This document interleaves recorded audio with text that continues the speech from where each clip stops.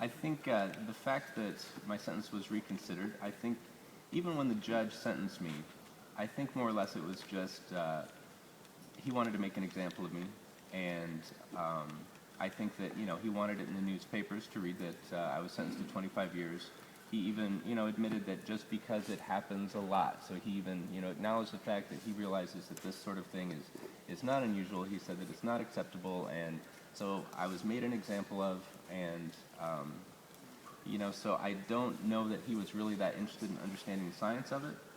And like Sean Struve said, you know, Iowa is really the only state to my knowledge that has an advocacy group who is working very closely with, you know, certain legislatures in Iowa to try to get this changed. And while it was never my intention, through different volunteer work, you know, I have networked with, you know, people in, you know, AIDS service organizations and medical professionals and epidemiologists and people in the public health department and ultimately state senators and so forth. You know, we we lobbied at the state capitol for a repeal of the criminalization law, and that was my opportunity to, I think I told my story to about 100 people that day, and I did get the ear of multiple legislators, and I found that to be extremely powerful.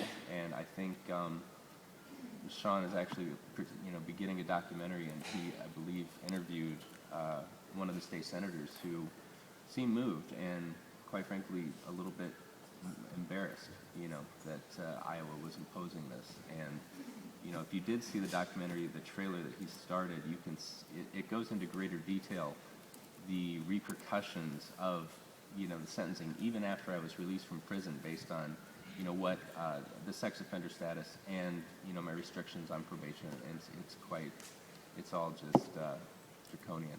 It's crazy. Even more disturbing to look, not look at things. Right. Thank you.